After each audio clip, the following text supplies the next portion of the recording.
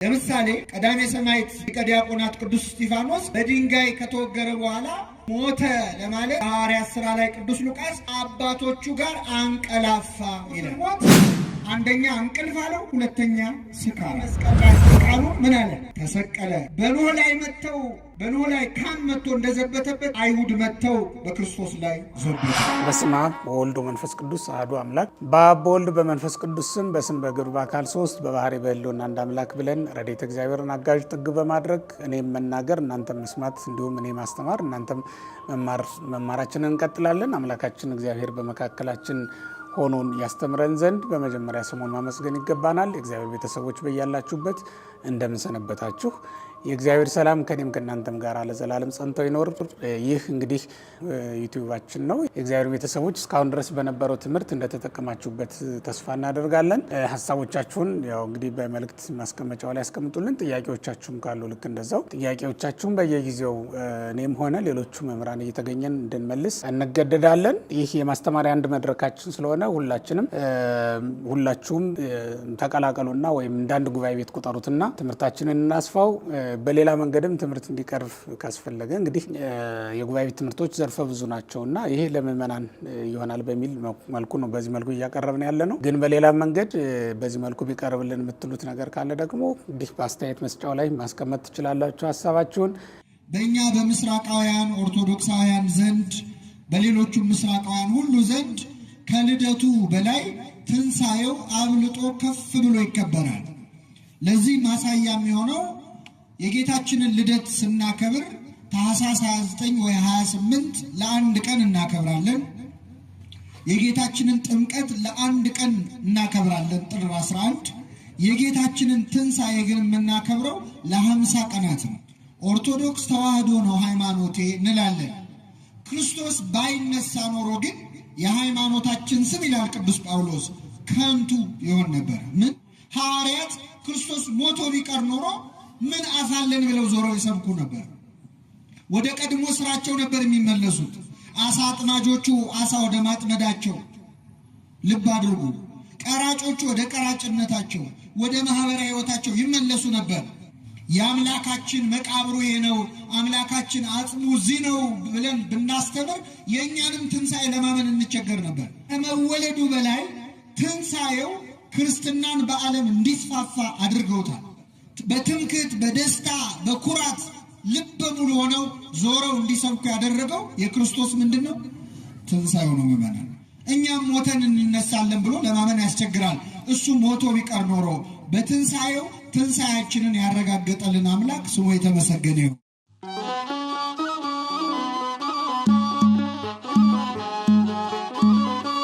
በስመ አብ ወወልድ ወመንፈስ ቅዱስ አሐዱ አምላክ አሜን። ክርስቶስ ተንሥአ እሙታን አሰሮ ለሰይጣን ሰላም ኮነ። እንኳን ለብርሃነ ትንሣኤ አደረሳችሁ አደረሰን። እግዚአብሔር አምላካችን እንደወደደ እንደፈቀደ በሚኖረን አጭር የትምህርት ጊዜ በመዝሙረ ዳዊት መዝሙር 77 ከቁጥር 65 ላይ በሚገኝ ኃይለ ቃል መነሻነት የእግዚአብሔርን ቃል እንማራለን። የትምህርታችን ርዕስ የሚሆነው እግዚአብሔር ከእንቅልፍ እንደሚነቃ ተነሳ፣ የወይን ስካር እንደተወው እንደ ኃያል ሰው በማለት ነቢየ እግዚአብሔር ዳዊት የተናገረውና ቅድስት ቤተክርስቲያናችን በዘመነ ትንሣኤ አብልጣ የምትሰብከው የምትዘምረው የምታዜመው የመዝሙረ ዳዊት ምስባክ የመዝሙረ ዳዊት ቃል ነው። ስለዚህ በዚህ ቃል መነሻነት እግዚአብሔር ከእንቅልፍ እንደሚነቃ ተነሳ በሚል ርዕስ የእግዚአብሔርን ቃል እንማራለን። እግዚአብሔር አምላካችን በቸርነቱ እንዲያስተምረን እንዲመክረን ቅዱስ ፈቃዱ ይሁንልን። እንግዲህ ምዕመናን እንደምታውቁት ቤተክርስቲያናችን በዓመት ውስጥ በጌታችን በመድኃኒታችን በኢየሱስ ክርስቶስ ስም 18 በዓላትን ታከብራለች። 9 አበይት በዓላት፣ 9 ደግሞ ንዑሳት በዓላትን በዓመት ውስጥ ቤተክርስቲያናችን ታከብራለች። ከምታከብራቸው አበይት በዓላት ታላላቅ በዓላት መካከል የትንሣኤን ያህል የምታከብረው በዓል ግን የለም። ትንሣኤ በምስራቃውያኑ ሁሉ በምዕራባውያኑ የጌታ ልደት ክሪስማስ ተብሎ በሰፊው የሚከበረው ልደቱ ነው። በእኛ በምስራቃውያን ኦርቶዶክሳውያን ዘንድ በሌሎቹም ምስራቃውያን ሁሉ ዘንድ ከልደቱ በላይ ትንሣኤው አብልጦ ከፍ ብሎ ይከበራል። ለዚህ ማሳያ የሚሆነው የጌታችንን ልደት ስናከብር ታኅሳስ 29 ወይ 28 ለአንድ ቀን እናከብራለን። የጌታችንን ጥምቀት ለአንድ ቀን እናከብራለን ጥር 11። የጌታችንን ትንሣኤ ግን የምናከብረው ለ50 ቀናት ነው። ለስንት ቀን? ያለማቋረጥ ለ50 ቀናት ቤተክርስቲያናችን ታከብራለች። ስለዚህ ጌታ ከተነሳበት ከዕለተ እሑድ ሌሊት አንስቶ እስከ 50 ቀናት ያሉትን ቀናት እንደ አንድ ቀን የምትቆጥራቸው ቤተክርስቲያናችን። ለዚህ ነው በየደቂቃው ክርስቶስ ተነሳ እየተባባልን እንደ አዲስ እንደ ዜና የምንነጋገረው፣ እንደ አዲስ የምናበስረው ያለነው ክርስቶስ በተነሳበት በዕለቱ እንደሆነ ስለምናስብ ነው። ሌላው ማሳያ በዚህ 50 ቀን ውስጥ ዓርብ አንል ረቡዕ አንል እንበላለን አይደል? ዓርብ ረቡዕ የማንበላው እነዚህ ሰዎች ትንሽ በጾም ስለተጎዱ ደግሞ ትንሽ እንጠግናቸው ብላ አይደለም ቤተክርስቲያናችን፣ እንደ አንድ ቀን ስለምትቆጥረው ነው። በዚህ 50 ቀን ውስጥ መጾም ማለት ጌታችን በተነሳበት ዕለት በትንሣኤው ቀን እንደ መጾም ስለሚቆጠር እንኳን እኛ ሰብአ ዓለም የምንባለው በዓለም ያለነው ክርስቲያኖች ቀርቶ ገዳማውያኑ ሳይቀር ይህንን አክብረው በትንሣኤ በደስታ በመብል በመጠጥ ያከብሩታልና ለዚህ ታላቅ ዘመን ያደረሰን አምላካችን ስሙ የተመሰገነ ይሁን። እንግዲህ ነገረ ትንሣኤው እጅግ በጣም ጥልቅ ነው። ስለ ክርስቶስ ትንሣኤ ብዙ ነገር የተባለለት ነው። ቤተክርስቲያን ይህንን ያህል ስለ ትንሣኤ ቦታ የምትሰጠው ምዕመናን ሃይማኖታችንን ምን ብለን ነው የምንጠራት? ኦርቶዶክስ ተዋህዶ። ኦርቶዶክስ ተዋህዶ ነው ሃይማኖቴ እንላለን። ክርስቶስ ባይነሳ ኖሮ ግን የሃይማኖታችን ስም ይላል ቅዱስ ጳውሎስ ከንቱ ይሆን ነበር። ምን ከንቱ? እስቲ በሉ ከኔ ጋር ክርስቶስ ካልተነሳማ እምነታችን ከንቱ ናት። ልብ አድርጉ። ኦርቶዶክስ ተዋህዶ መባሉ አይቀርና ርትዕት መባሉ አይቀርና የቀናች መባሉ አይቀርና ምን ትሆን ነበር? ከንቱ ይሆን ነበር። ልብ አድርጉ። ክርስቶስ ሞቶ ቀርቶ ቢሆን ኖሮስ ባይነሳ ኖሮስ ክርስትና እስካሁን ድረስ አይዘልቅም ነበር። ስለዚህ ከመወለዱ በላይ ትንሣኤው ክርስትናን በዓለም እንዲስፋፋ አድርገውታል። ሐዋርያት ክርስቶስ ሞቶ ቢቀር ኖሮ ምን አሳለን ብለው ዞረው ይሰብኩ ነበር። ወደ ቀድሞ ስራቸው ነበር የሚመለሱት። አሳ አጥማጆቹ አሳ ወደ ማጥመዳቸው፣ ልብ አድርጉ። ቀራጮቹ ወደ ቀራጭነታቸው፣ ወደ ማህበራዊ ሕይወታቸው ይመለሱ ነበር። በትምክህት በደስታ በኩራት ልበ ሙሉ ሆነው ዞረው እንዲሰብኩ ያደረገው የክርስቶስ ምንድን ነው? ትንሣኤው ነው። ምዕመናን የአምላካችን መቃብሩ ይሄ ነው፣ አምላካችን አጽሙ እዚህ ነው ብለን ብናስተምር የእኛንም ትንሣኤ ለማመን እንቸገር ነበር። እኛም ሞተን እንነሳለን ብሎ ለማመን ያስቸግራል። እሱ ሞቶ ቢቀር ኖሮ በትንሣኤው ትንሣኤያችንን ያረጋገጠልን አምላክ ስሙ የተመሰገነ ይሁን። እንግዲህ ምዕመናን ነቢየ እግዚአብሔር ዳዊት ስለ ክርስቶስ ትንሣኤ አስቀድሞ በትንቢት መነጽር ተመልክቶ ከተናገራቸው ብዙ ቃላት አንዱ እግዚአብሔር ከእንቅልፍ እንደሚነቃ ምን አለ? ተነሳ። በሉ ለመጨረሻ ጊዜ እግዚአብሔር ከእንቅልፍ እንደሚነቃ ምን አለ? ከምን እንደሚነቃ ልብ አድርጉ። እግዚአብሔር የሞተውን ሞት እንቅልፍ ብሎታል ነቢየ እግዚአብሔር ዳዊት። ከዚያ የወይን ስካር እንደተወው እንደ ኃያል ሰው ይላል። የእግዚአብሔርን ሞት ሌላው ስካር ብሎ ጠርቶታል። የወይን ስካር ብሏል። መጽሐፍ ቅዱስ ሞትን በብዙ ቦታ እንቅልፍ ብሎ ጠርቶታል። ለምሳሌ ቀዳሜ ሰማዕት ሊቀ ዲያቆናት ቅዱስ እስጢፋኖስ በድንጋይ ከተወገረ በኋላ ሞተ ለማለት የሐዋርያት ሥራ ላይ ቅዱስ ሉቃስ ከአባቶቹ ጋር አንቀላፋ ይላል። ምን አደረገ? ሞትን ምን አለው? እንቅልፍ አለው። በሌላም ስፍራ አንቀላፍተው ስላሉት ሰዎች ይላል፣ ስለሞቱት ሰዎች ለማለት። ሞት ምን ተብሎ ይጠራል ማለት ነው ምዕመናን? እንቅልፍ። እግዚአብሔር ለምን ይመስላችኋል ሞትን እንቅልፍ ብሎ የጠራው? ብዙ ምክንያት አለ። አንደኛ ምዕመናን ሰው አለመተኛት ይችላል? እስቲ አንድ ሰው እንደው ታግዬ ብሎ ስንት ቀን አለመተኛት ይችላል? 1-2 ቀን እንደው ትንሽ ይወዛወዛ መጨረሻ ላይ ድፍት ብሎ ይተኛል። አለመተኛት እንችላለን? አንችልም። ከእንቅልፍ ማምለጥ የሚችል የለም። ከሞትስ ማምለጥ የሚችል የለም። ሞትም አይቀርልንም። ሞትም በእንቅልፍ መሰለው እግዚአብሔር። ልብ አለው። ከዚያስ የተኛ ሰው ደግሞ ከሞት ምን ይላል? ይነሳል። የሞቱ ሰዎችም ከሞት ምን ይላሉ? የተኛው ከእንቅልፍ እንደሚነሳ የሞቱ ከሞት ይነሳሉ። የሙታንን መነሳት ምን እናደርጋለን? ተመልከቱ። እግዚአብሔር ሞትን እንደ እንቅልፍ ይዩት ብሎ አሳስቦናል። እዚህ ላይ በጣም ሌላ አንድ ትምህርት አለ ምዕመናን።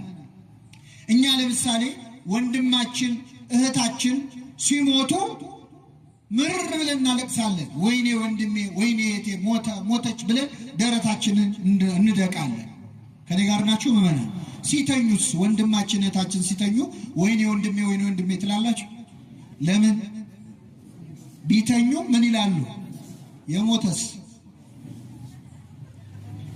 ጉድ ነው። የሙታንን መነሳት ምን እናደርጋለን? አሁን ረሳችሁት? እዚሁ የተኛ ምን ይላል? የሞተስ የሞተ ይነሳል። የሙታንን መነሳት ምን እናደርጋለን? ባህላችን እኮ ይህንን ያሳያል። ወገኖቻችንን፣ ወንድሞቻችንን፣ እህቶቻችንን ቀብረን ስንመለስ እጃችንን እንታጠባለን። ከዚያ የምንዘግነው ምግብ አለ። ምንድን ነው? ንፍሮ ከምንድን ነው የሚሰራው? ከስንዴ። የስንዴ ንፍሮ በእጃችን እንይዛለን። አባቶቻችን እኮ ዝም ብለው አይደለም ይህን ስርዓት የሰሩት። ካልጠፋ እህል ስንዴ ነው የተመረጠው። ክርስቶስ ምን ብሏል? የስንዴ ቅንጣት በምድር ላይ ከወደቀች በኋላ መልሳ ያቺ የወደቀችው የበሰበሰችው እህል ዘር ስንዴ መልሳ ምን ትላለች? ትበቅላለች። ስለዚህ ቀብረን ስንመለስ በእጃችን ስንዴውን ስናይ ይሄ ስንዴ ወድቆ ተዘርቶ እንደሚበቅል አሁን የሞተ ወንድሜ፣ አሁን የሞተች እህቴ፣ አሁን የሞተ አባቴ፣ አሁን የሞተች እናቴ ቢሞቱ ዳግመኛ በዕለተ ምጽአት ከሞት ምን ይላሉ? ይነሳሉ። ይህችን ቤተክርስቲያን የሰጠን አምላክ ስሙ የተመሰገነ። በእጅ በምትይዘው ቆሎ የምትሰብክ ቤተክርስቲያን ነች። በእጅ በምትይዘው ንፍሮ ማለት ልባ። ስለዚህ ሞትን በእንቅልፍ እንድንመስለው እግዚአብሔር ፈልጓል። ለእንቅልፍ ደግሞ ምዕመናን በጣም የቀረበው ሞት የክርስቶስ ሞት ነው።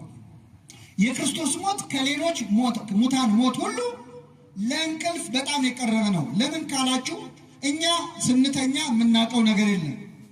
ከተኛን በኋላ እንነሳል። የክርስቶስ ሞት ለእንቅልፍ የሚቀርበው የተኛ ሰው ምንም ቢሆን ግን እንደው ስትነኩት እጁን እንዲህ አይልም። ስትነኩት ይከላከላል። የሆነ ነገር ሲሆን ምንም ቢተኛ ስላልሞተ የሆነ ምልክት ማሳየቱ አይቀርም። ክርስቶስ በስጋው ቢሞትም በመለኮቱ ምንድን ነው? ስለዚህ ሞት ለክርስቶስ ምኑ ነው ማለት ነው? በእውነት እንቅልፉ ነው። በእውነት እንቅልፉ ነው። ይህንን የሚያሳይ ታሪክ ወደ ኦሪት ልውሰዳችሁ። ኦሪት ዘፍጥረት ምዕራፍ 2 ላይ የመጀመሪያው አባታችን አዳም ጋብቻ የተመሰረተበት ታሪክ ተጽፏል።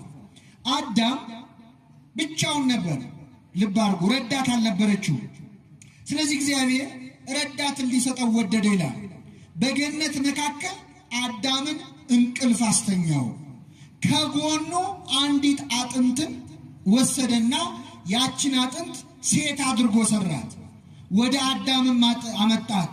ይህች አጥንት ከአጥንቴ ናት፣ ይህች ስጋ ከስጋዬ ናት፣ ከወንድ ተገኝታለችና ሴት ትባላለ። ስለዚህ ሰው እናትና አባቱን ይተዋል፣ ከሚስቱም ጋር ይተባበራል፣ ሁለቱም ስንት ስጋ ይሆናሉ? አንድ ስጋ። ጋብቻ የተመሰረተው እንደዚህ ነው። አዳም ሚስት ያገኘው እንዴት ነው ካላችሁ በገነት መካከል እንቅልፍ ተኝቶ። ከኔ ጋር ናችሁ ምዕመናን? አዳም ሚስት እንዴት አገኘ? ምን አድርጎ? ስለዚህ አንድ ሰው ሚስት ለማግኘት ምን ማድረግ አለበት? ተኙና ሞክሩት። እንግዲህ መተኛት አለበት ማለት አይደል። እንቅልፍ ማለት ሐሳብን መጣል ነው። ባል ሚስትን ሊያገኝ የሚችለው ሐሳቡን በማን ላይ ሲጥል ነው? በጋብቻ የምትጨነቁ ሁሉ ሐሳባችሁን ለእግዚአብሔር ጣሉት፣ እሱ በቸርነቱ ያዘጋጀዋል፣ ለሁላችን ያዘጋጅልን። አዳም በተኛበት አጥንትን ወስዶ የሁላችን እናትን ሔዋንን ሰራት። አዳም የክርስቶስ ምሳሌ ነው ምዕመናን። አዳም እርቃኑን በገነት መካከል ተኛ። ከጎኑ በተወሰደች አጥንት የሁላችን እናት የሆነች ሔዋን ተገኘች። ክርስቶስም በዕለተ ዓርብ በመስቀል ላይ እርቃኑን ተሰቀለ። ከጎኑ አጥንት አልተወሰደም፣ ግን ከጎኑ ደምና ውሃ ፈሶ ነበር። አልፈሰሰም? ከጎኑ በፈሰሰው ደምና ውሃ የሁላችን እናት ቅድስት ቤተክርስቲያን ተገኝታለች፣ እኛን ወልዳናለች። የሁላችን እናት ጥምቀት ክርስቶስ ተኝቶ ነው። ለዚህ ነው ነቢየ እግዚአብሔር ዳዊት እግዚአብሔር ከእንቅልፍ እንደሚነቃ ምን አለ? ተነሳ አለ። ሁለተኛው ምዕመናን የወይን ስካር እንደተወው እንደ ኃያል ሰው አለ ነቢየ እግዚአብሔር ዳዊት። የክርስቶስን ሞት አንደኛ እንቅልፍ አለው፣ ሁለተኛ ስካር አለው። የክርስቶስ ሞት ስካር ይባላል።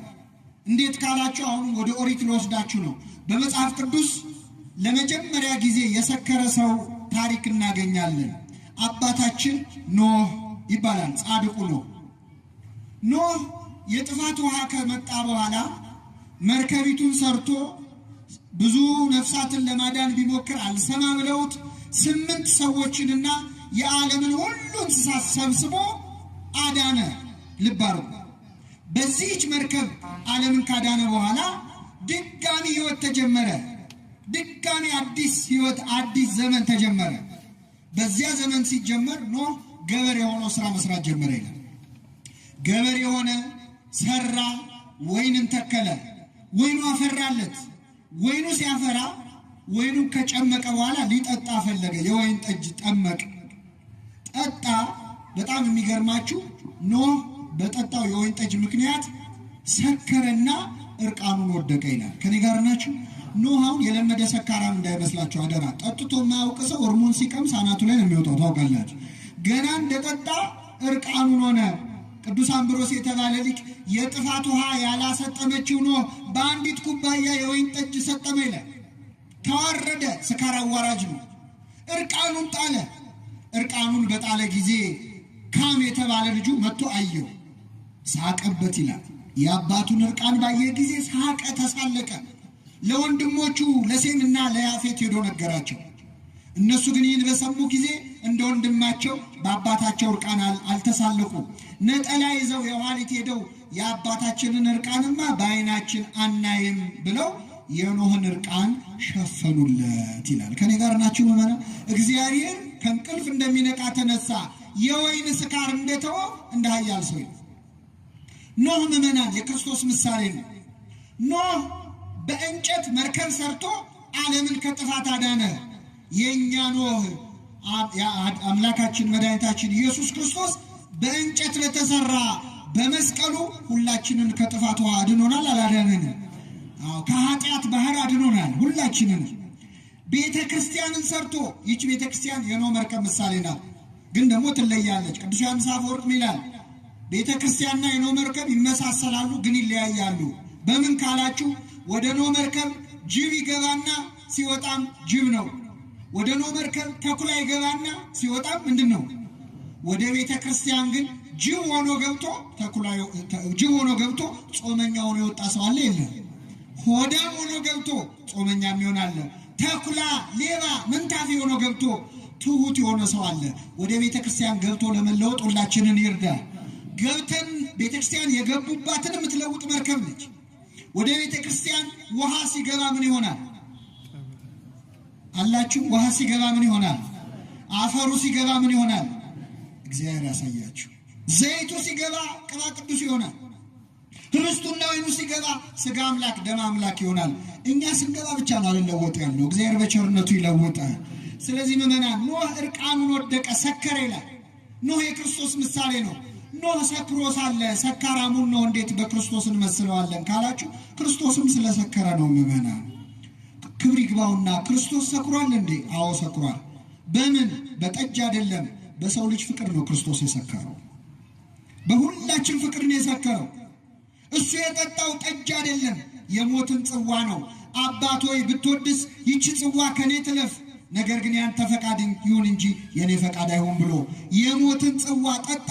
ኖህ ሲጠጣ እርቃኑ እንደተሰቀለ እንደጣለ ክርስቶስ በመስቀል ላይ እርቃኑን ምን አለ? ተሰቀለ። በኖህ ላይ ካም መጥቶ እንደዘበተበት አይሁድ መጥተው በክርስቶስ ላይ ዘበቱበት። ሴምና ያፌት ግን የአባታቸውን እርቃን ሸፈኑ። ፀሐይ፣ ጨረቃ፣ ከዋክብትን የክርስቶስን እርቃኑ ምን አሉለት? ምዕመናን ሸፈኑለት። ስሙ የተመሰገነ ይሁን። ስለዚህ እግዚአብሔር ከእንቅልፍ እንደሚነቃ ምን አለ? ተነሳ። የወይን ስካር እንደተወው እንደ ኃያል ሰው ይላል። እንግዲህ ምዕመናን ይህን ካልን ሌሎች መምህራንም ስላሉ አንድ ሁለት ቁም ነገሮች ላንሳና አጠቃልላለሁ። የክርስቶስ ትንሣኤ እጅግ ታላቅ ትንሣኤ ነው። ቅድም ሰላምታ ስንለዋወጥ እኔ ክርስቶስ ተንሥአ እሙታን ስል ምን አላችሁ? በአቢይ ኃይል ወስልጣን፣ በታላቅ ኃይልና ስልጣን። ለምን ይህንን አልን? ከክርስቶስ በፊት እኮ ብዙ ሰዎች ተነስተዋል። ነቢያቱ ሙት አስነስተዋል። እነ ኤልያስ አስነስተዋል። ኤልሳ አስነስቷል። ኤልሳ እንደውም የሚገርመው በሕይወቱ ሳለ አስነስቷል። ከሞተም በኋላ አስነስቷል። በጣም የሚገርመኝ እንደውም እኔ ከሞተ በኋላ ያስነሳው እንዴት ተነሳ መሰላችሁ? አንድ ሰው የሞተና አስከሬኑን ተሸክመው ሊቀብሩ ቀባሪዎች ሲሄዱ ይላል። ቀብር ቦታ ሲደርሱ ድንገት አደጋ ጣዮች መጡ። ሲመጡ የሞተውን እንቀብራለን ብለን እኛ ልንሞት ነው እንዴ ብለው ያንን አስከሬን ወረወሩትና እግሬ አውጪኝ ብለው ሸሹ። ሲሸሹ ያን አስከሬን የወረወሩት ጻድቁ ኤልሳ የተቀበረበት መቃብሩ ላይ ነበር፣ አጽሙ ላይ ነበር። አቤት ቅዱሳን እንኳን ቤተክርስቲያናቸው ላይ ቀርቶ ቀብራቸው ላይ መርገጥ ትልቅ ክብር ነው። በረከታቸውን ያሳድርብን።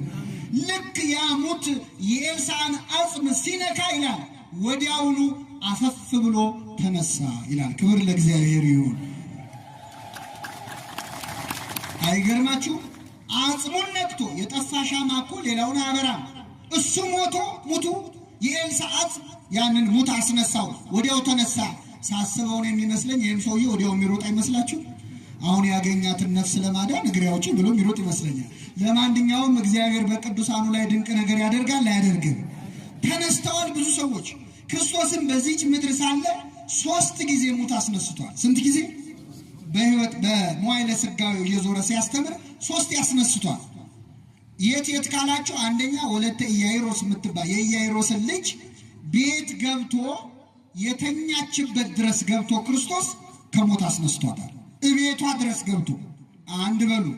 ሁለተኛ አንድ ደግሞ ወጣት ልጅ ገና በ10ዎቹ ዕድሜ ላይ ያለ ልጅ እናቱ መከራ አይታ አሳድጋ ይጦረኛል ብላ ተስፋ አድርጋ አይኑን ስታየው ድንገት ሞቶባት ሊቀብሩ ይዘው እየሄዱ መንገድ ላይ እናት እያለቀሰች እየጮች ከኋላ ትከተላለች፣ ደረቷን ትደቃለች።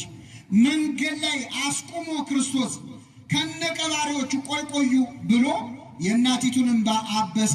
ያንን ልጅ ወዲያውኑ አስነሳው ይላል። ክብር ምስጋና ይድረሰው አምላካችን። ሶስተኛው ደግሞ የባሰ ነው ምዕመናን። ከተቀበረ 4 ቀን የሆነው ሰው ስንት ቀን? 4 ቀን። የገዛ እህቱ እንኳን ኧረ ጌታ ሆይ ይሸትሃል እያለች፣ ይቅርብህ ይሸትሃል እያለች፣ ተይ እያለ እየገሰጸ አልዓዛር ውጣ ብሎ ክርስቶስ ሲጮህ፣ አቤት ሰው ከሞተ በኋላ እኮ በስሙ አይጠራም። ይጠራል? ሬሳው ወጣ ነው የሚባለው አይደል? አስከሬን ወጣ ይባላል። ክርስቶስ ግን ማን አለው? አልዓዛር ውጣ አለው። ሰው ግማሹ ይስቃል፣ ግማሹ ይገረማል። የሞተ ሰው ይጣራል ወይ ብሎ። የክርስቶስ ድምፁ ግን ኃይል አለውና አልዓዛር ከመቃብር አፈፍ ብሎ ተነስቶ ከነ መግነዙ ሕዝቡ ፊት ወጣና ቆመ። ክብር ምስጋና ይድረሰው ለአምላክ። ስንት ሙት አስነሳ ምዕመናን?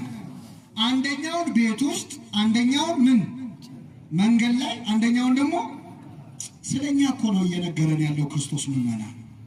ሞት ማለት ኃጢአት ነው። ሞት ማለት በደል ነው። ሞት ማለት ክፋት ነው። ከኛ መሃል 3 አይነት አሟሟት የሞተ ሰው አለ። አሁን እዚህ የተሰበሰብነው ብንከፈል ከ3ቱ ሞቶች አንዱን ሞት ሞተናል። የመጀመሪያው ሞት የሞተችው የቶና ነበረ። ቤት ውስጥ ከቤተ ክርስቲያን ሳንጠፋ የሞትን ሰዎች እኮ አለ። ጠዋት ማታ እያስቀደስን እያወደስን ከዚህ ሳንለይ ቤት ውስጥ ሆነን ግን በኃጢአታችን ምክንያት የሞትን፣ በበደላችን ምክንያት ከቆሙት ያነስን ሰዎች አለ። ቤተ ክርስቲያን ውስጥ ሆነን የሞትነውን ይችን ልጅ ያስነሳ አምላክ ሁላችንም በቸርነቱ ያስነሳል። ሁለተኛው ደግሞ ሊቀበር መንገድ ላይ እየሄደ ያለ ማለት ወደ ኃጢአት ዘልቆ ለመግባት መንገድ የጀመረ አለ። ቤተ ክርስቲያኑ ይቅርብኝ ያለ፣ ጸሎቱ ይቅርብኝ አለ፣ ቅዳሴው ይቅርብኝ አለ። መንገድ ላይ ያስቆመሃል። እናትህ ቤተ ክርስቲያን እየተከተለች ስታለቅስ አይቶ ክርስቶስ ዝም አይል። ቤተ ክርስቲያን ጥለዋት የሚወጡ ሰዎችን እየተከተለች ታለቅሳለች። ማረው ልጄን እያለች ትጮኻለች፣ ታለቅሳለች። ክርስቶስ ከመንገድ አስቆሞ ወደ ኃጢአት መንገድ የምንሄደውን ሁሉ በቸርነቱ ይመልሳል። ሦስተኛው የአልዓዛር ሞት ነው። ምዕመናን በኃጢአት ሸተን በስብሰን 4 ቀን ሙሉ የሆነናለን። የተበላሸ ሕይወት ውስጥ የገባን ሰዎች አለን። ሰዎች ሬሳ ያሉን ሙት ያሉን ሰዎች አለን። ክርስቶስ ግን አይሸተውም። የፈለገ በኃጢአት ብንሸት ብዙ ቀን ቢሆንም ለእሱ አይሸተውም። በስማችን ይጠራናል። ካለንበት የኃጢአት ሞት ሁላችንም በቸርነቱ ያወጣናል። ለሁላችን ያደርግልን ይህንን። ስለዚህ ከነዚህ ሁሉ ትንሣኤዎች የማን ትንሣኤ ይበልጣል? የክርስቶስ። ክርስቶስ ተንሥአ እሙታን በዐቢይ ኃይል ወሥልጣን። ክርስቶስ በታላቅ ኃይል ስልጣን ተነሳ። ሌላው ምዕመናን ክርስቶስ የተነሳበት ጊዜ አይሁድ መቃብሩን በትልቅ ድንጋይ አዘግተውት ነበር። ይገርማቸዋል። እንደው እንዳይወጣ ብለው ማለት። በተዘጋበት ሰዓት ግን ክርስቶስ ከተዘጋው መቃብር ክፈቱልኝ፣ መግነዝ ፍቱልኝ ሳይል ሞትን ድል አድርጎ ምን አለ? ተነሳ። ሊቃውንተ ቤተ ክርስቲያን ክርስቶስ የተወለደው የሞተውም በአንድ አይነት የተነሳው በአንድ አይነት መንገድ ነው ይላሉ። እንዴት? የተወለደው በኩለ ሌሊት ነበር። ማንም ሳይሰማ በረት ውስጥ በትሕትና ነበር የተወለደው ክርስቶስ። የተነሳውስ በሌሊት ነበር። ሰላም ለትንሣኤከ እምድኅረ ዕለታት ክልኤ ይላል የመልክአ ኢየሱስ ደራሲ። ከ2 ቀናት በኋላ በሦስተኛው ቀን ለተነሳው ትንሣኤ ሰላም ላለው ይልና አቀብተ መቃብር አይላፍ እንበለ ይስምዑ ቀርነ ጽዋኤ። መቃብር ጠባቂዎቹ የመለከት ድምፅ ሳይሰሙ በጸጥታ በትሕትና በዝምታ ለተነሳው ትንሣኤ ሰላም ላለው ይላል። የተወለደው በሌሊት ነው፣ የተነሳው በሌሊት ነው። ሁለተኛው ክርስቶስ ሲነሳ መቃብሩ ተዘግቶ ነበር። ከተዘጋው መቃብር ሳያስከፍት ነው የወጣው። ሲወለድም እንደዚህ ነበር ምዕመናን። ማኅተመ ድንግልናሽ ሳይለወጥ ወልድን የወለድሽ እመቤቴ ማርያም ሆይ ምን ይበልሽ?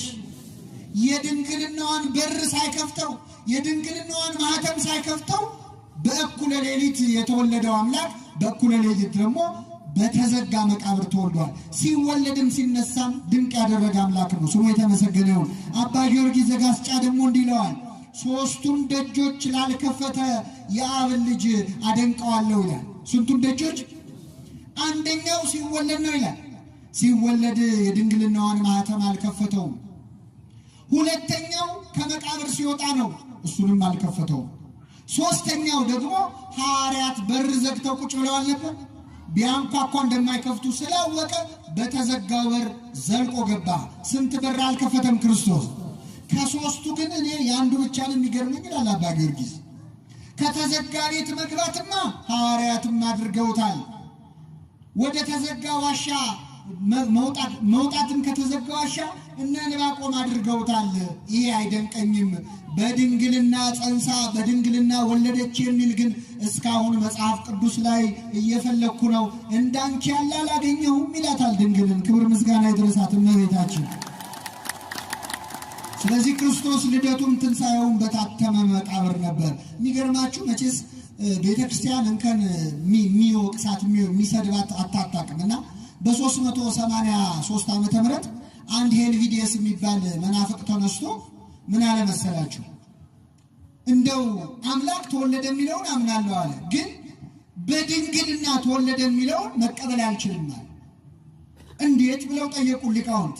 እንዴት ከማህፀኗ ሲወጣ የድንግልናውን በር ሳይከፍት ቤት በኩል ሊወጣ ይችላል? ይህማ በፍጹም አይሆንም ብሎ ተነሳ።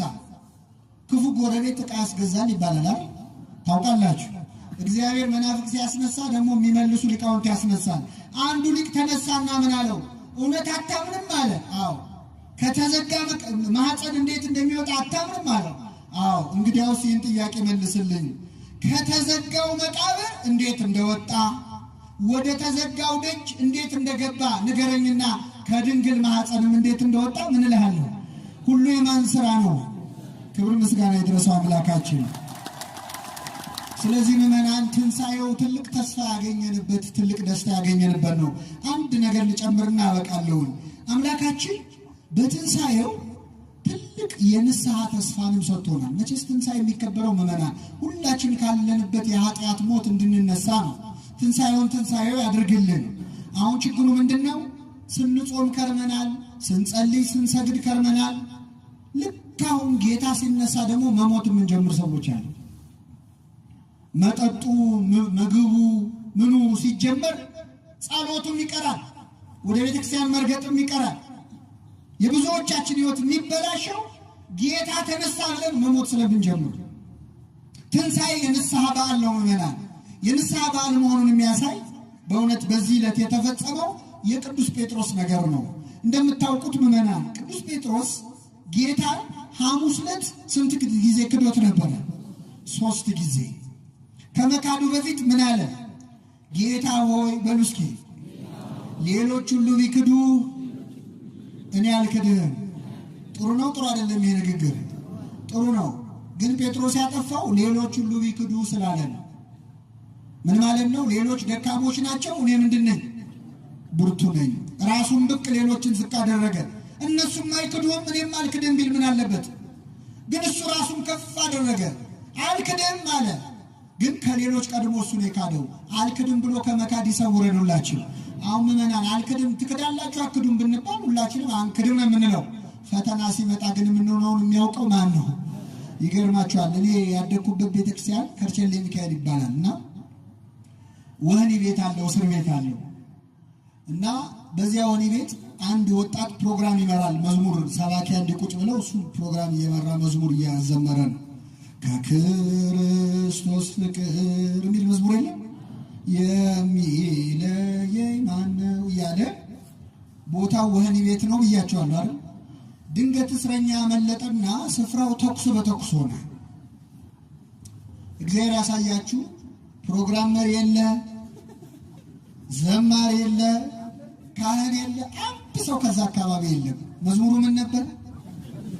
ከክርስቶስ ፍቅር ከአቅማችን በላይ ከመፈተን ይሰውረን። አልክድህም አለ ጴጥሮስ። አልክድህም። ተው ዶሮ ሳይጮህ ስንቴ ትክደኛለህ? ኧረ በፍጹም ምን ሲደረጋለ? አሁን ይገርማቸዋል። ጌታችን ሲያዝ ቅዱስ ጴጥሮስ መጨከን አቃተውና 58 ዓመቱ ነው፣ ጉልበት የለው። ጌታን ለማስጣል ውጊያ ጀመረ።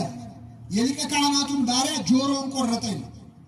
ክርስቶስ የዛን ጆሮ ፈውሶ ደቀ መዛሙርቱን ነፃ ወጣቸው። እንደውም ተማሪዎች ያላለን እነዚህን ተዋቸው ብሎ እንደማያውቃቸው አድርጎ ነፃ ወጣቸው ሐዋርያት። ጌታ ከተያዘ በኋላ ጴጥሮስ እሳት ሊሞቅ ቁጭ አለ። እሳት ሊሞቅ ቁጭ ሲል ጥያቄ በዛበት። ሲበዛበት አላውቀውም ብሎ አንዴ ብቻ አይደለም ስንቴ? 3 ካለ። 3ኛው ላይማ እየማለ እየተገዘተ እንዲያድርግብኝ እንዲጨምርብኝ የምትሉትም ሰውየውን አላውቀውም ማለት። ይህንን ሲል የንስሐ አባቱ ክርስቶስ የትዝብት ቀኖና ሰጠው። በዓይኑ አየው። ክርስቶስ ቀና ብሎ አየው። እውነት አታውቀኝም? እኔ እግርህን አላጠብኩህም? በባህር ላይ አላራመድኩህም? አየው ክርስቶስ። ጴጥሮስ መቋቋም አቅቶት ምርር ብሎ አለቀሰ ይላል። የጴጥሮስንም ባለ ሁላችን ያድለን። አለቀሰ፣ ተከፋ። ጴጥሮስ ከሁሉ ይልቅ ወደዋለሁ፣ ከሁሉ ቀድሜ ክደዋለሁ እያለ ደረቱን እየደቃ አለቀሰ። አሁን ዛሬ ምዕመናን ጌታ ሲነሳ የመጀመሪያ ትንሣኤውን ያዩት ቅዱሳት አንስት ነበሩ። ሴቶች ትንሣኤውን ሊያዩ ወደ መቃብሩ የጌታ መቃብር ሲሄዱ መላእክት እንዲህ አሏቸው፣ ሂዱና ለደቀ መዛሙርቱ ለጴጥሮስም ጌታ ተነስቷል ብላችሁ ንገሯቸው። አስተውሉ ምዕመናን። ሂዱና ለደቀ መዛሙርቱ ለማንም? ለጴጥሮስም ሂዱና ለደቀ መዛሙርቱ ንገሩ ቢሏቸው እኮ ይበቃል። ግን የማንን ስም ጠሩ መላእክቱ? እግዚአብሔር ጴጥሮስን ጥሩልኝ አለ። የትንሣኤው ቀን ለምን መሰላችሁ የጠራው? ዝም ብላችሁ ደቀ መዛሙርቴን ጥሩ ቢል አይ ጴጥሮስማ እኮ ሐሙስ ከአንዴም 3 ክዶታል፣ እሱንማ መጥራት የለብንም ብለው ያባረሩት ነበር። እኛ እኮ ሰው ከመዝገብ ለመሰረዝ እንቸኩላለን አይደል?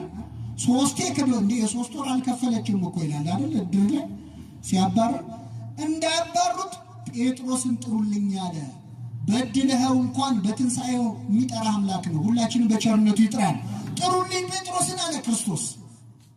አሁን እኛ ብንሆን ምዕመናን በስቃያችን ቀን የካደንን አላውቅም ያለንን ሰው በደስታችን ቀን እንጠራዋለን? አቤት ለነገሩ እንጠራዋለን። ቅጥል ይበል ብለን አለ እንደው ይውጣለት አንጀቱ ይረር ብለን። አስቸጋሪ ነው እኮ እኛ ለምሳሌ ማንመች። ልብ አድርጉ፣ ጴጥሮስን ጠራው።